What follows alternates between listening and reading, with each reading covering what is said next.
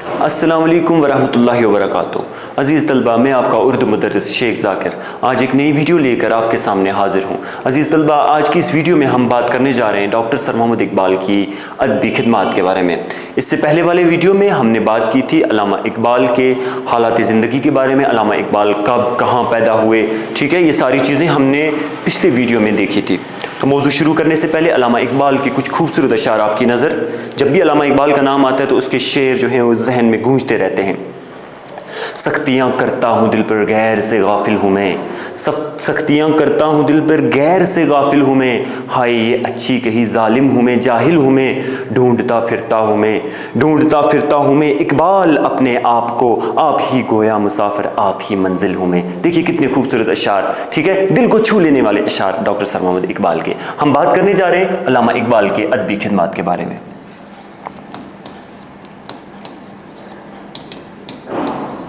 علامہ اقبال کے ادبی خدمات۔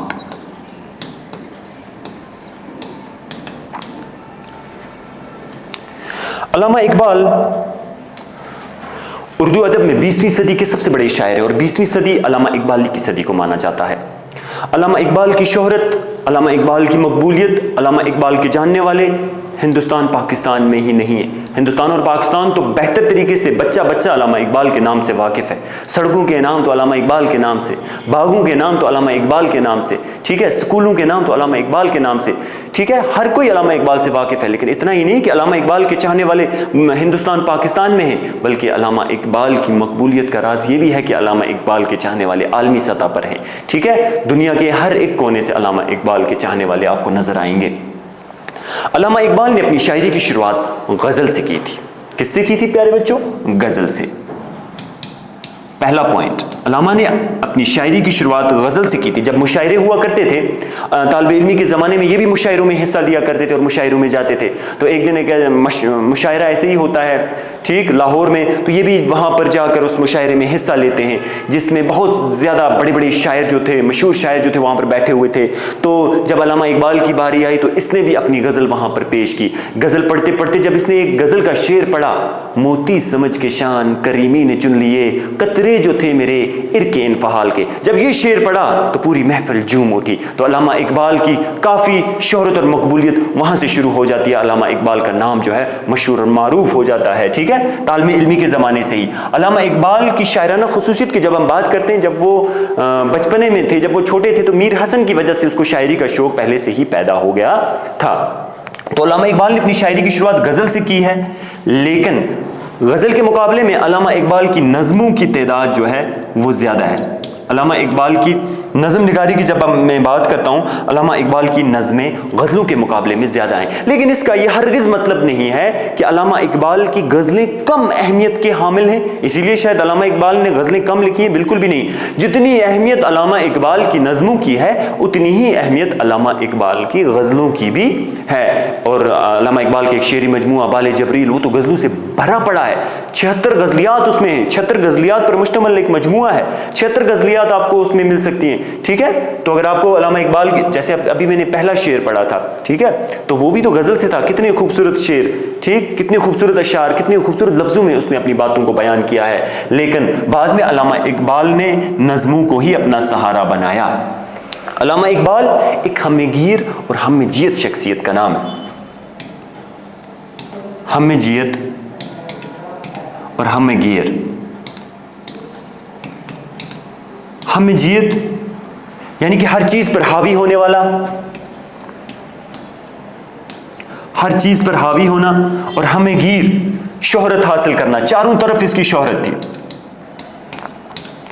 علامہ اقبال ایک ہمہ گیر اور ہمہ جیت شخصیت کا نام ہے، ٹھیک ہے۔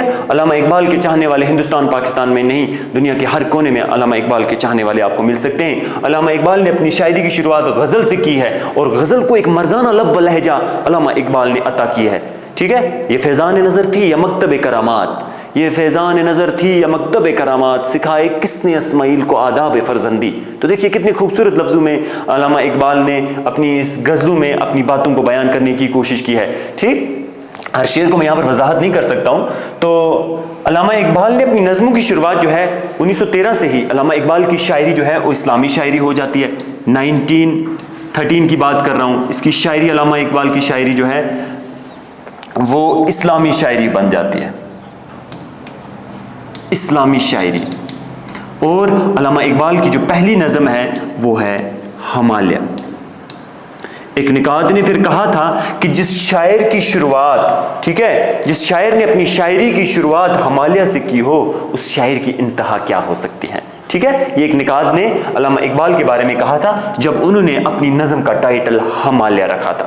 तो अल्लामा इकबाल जो है इन्होंने गज़लें भी बेहतर तरीके से लिखी हैं, गज़लों की तादाद बेशक कम है, इन्होंने नज़में भी बहुत ज़्यादा लिखी हैं, और नज़मों में जो है पूरी कौम को, ख़ासकर मशरक़ी कौम जो थी, मशरक़ी मुसलमान जो थे, उनके अंदर वो जो काहिली थी, वो जो जमूद जो था, उसको तोड़ने के लिए अल्लामा इकबाल ने शायरी को हथियार बनाया। ठीक है, इस बात को याद रखिएगा।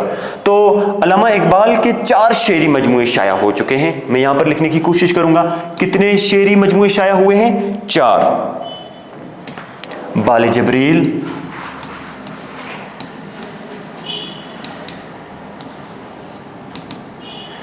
दूसरा आपके पास आता है बांगे दरा,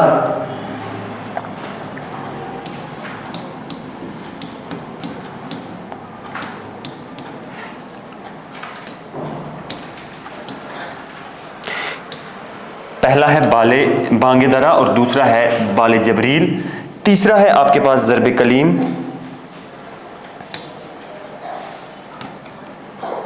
ज़र्ब कलीम,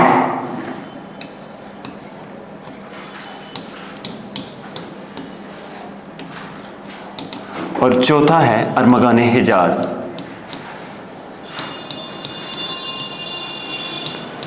अल्लामा इकबाल के 4 शेरी मजमूए, ठीक है, 4 शेरी मजमूए।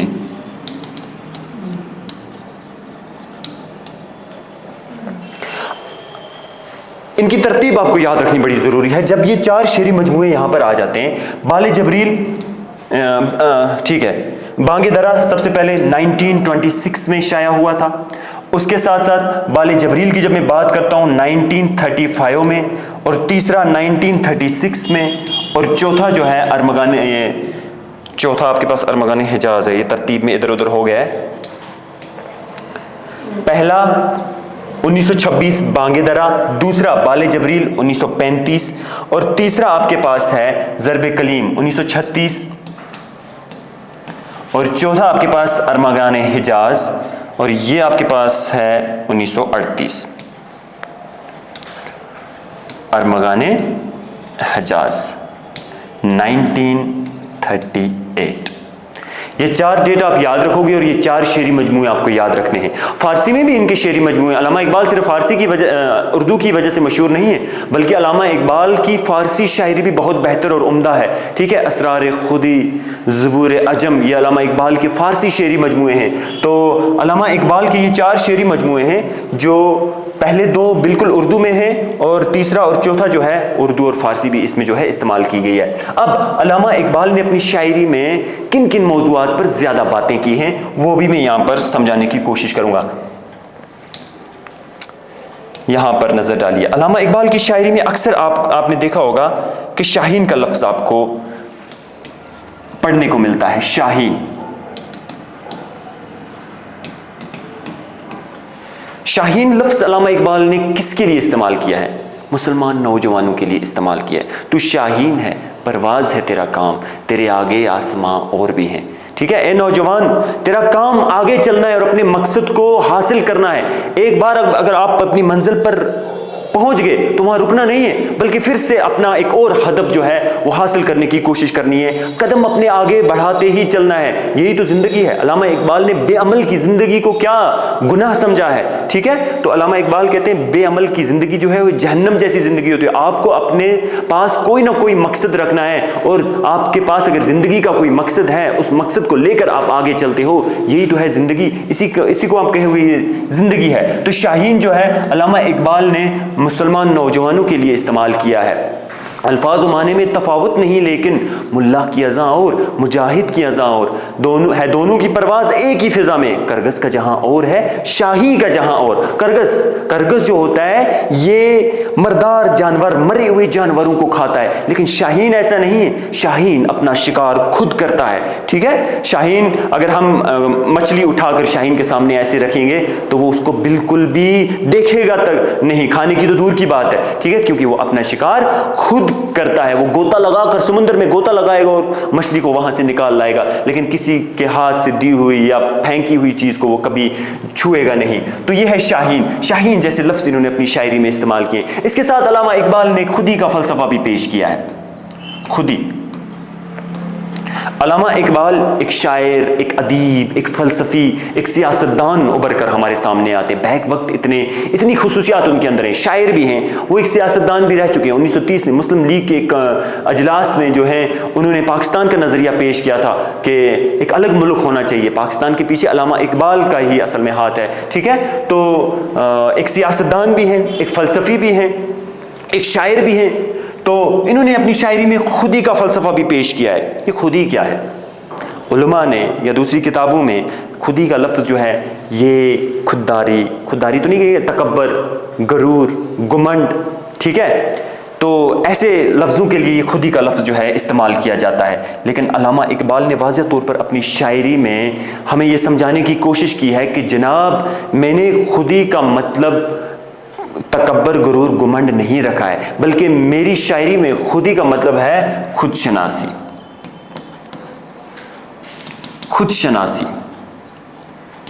خود شناسی کیا ہوتا ہے؟ خود کو پہچاننا۔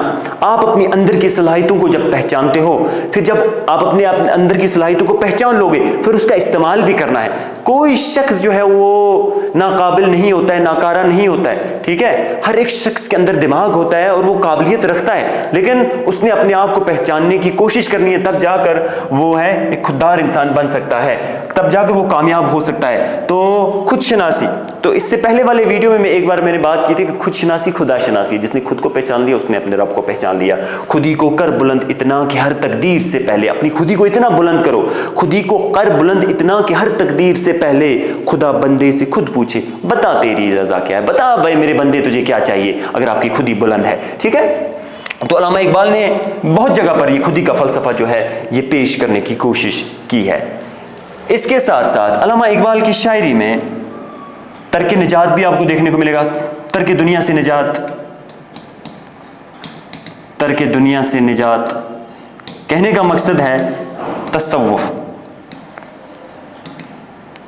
علامہ اقبال کی شاعری میں تصوف کے موضوعات بھرے پڑے ہیں، ٹھیک۔ علامہ اقبال کی شاعری میں تصوف کے موضوعات بھرے پڑے ہیں۔ اللہ تعالیٰ کا ڈر، علامہ اقبال کہتے ہیں کہ یہ دنیا کچھ بھی نہیں ہے، ٹھیک۔ آپ خالی ہاتھ آئے ہو، خالی ہاتھ جاؤ گے۔ ہر ایک نے اس بات پر تلقین کی، ہر ایک نے اس بات پر کوئی نہ کوئی شعر لکھا ہوا ہے، لیکن علامہ اقبال کی شاعری میں تصوف بھرے موضوعات زیادہ دیکھے جا سکتے ہیں۔ تو یہ کہتے ہیں اگر آپ کو نجات حاصل کرنی ہے تو دنیا کے معاملات کو چھوڑ دو، اپنا دل اللہ تعالیٰ کی طرف سے کے ساتھ لگا لو، ٹھیک ہے۔ اب شاہین کا بھی میں نے پڑھا لیا، خودی کو بھی میں نے ذکر کیا، ترک دنیا کی بھی بات ہوگی۔ علامہ اقبال کی شاعری میں ایک اور لفظ اکثر آپ کو دیکھنے کو ملے گا، عشق۔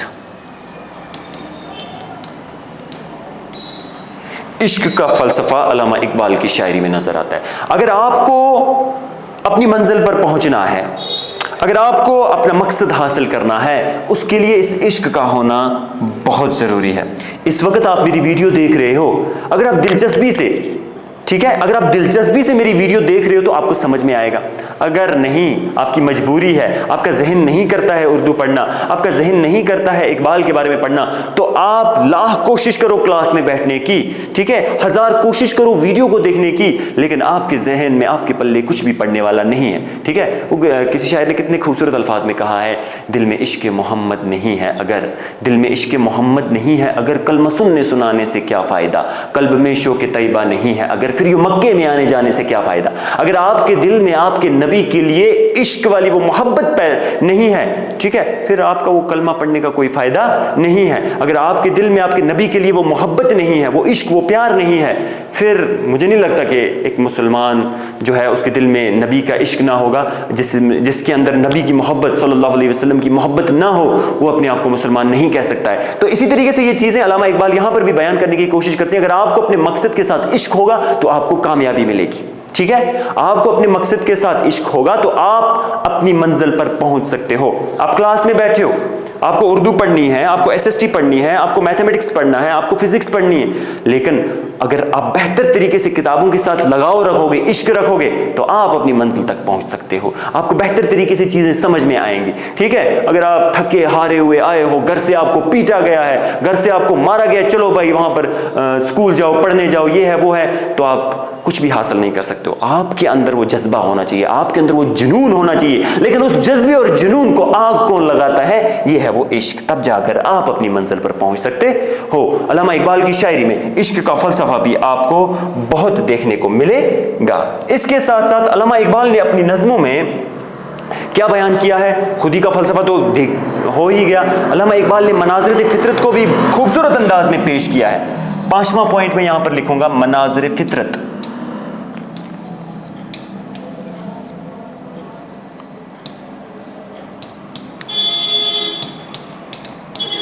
صف باندھے دونوں جانب بوٹے ہرے ہرے ہوں، ندی کا صاف پانی تصویر لے رہا ہو۔ دیکھو کتنا خوبصورت شعر ہے علامہ اقبال کا۔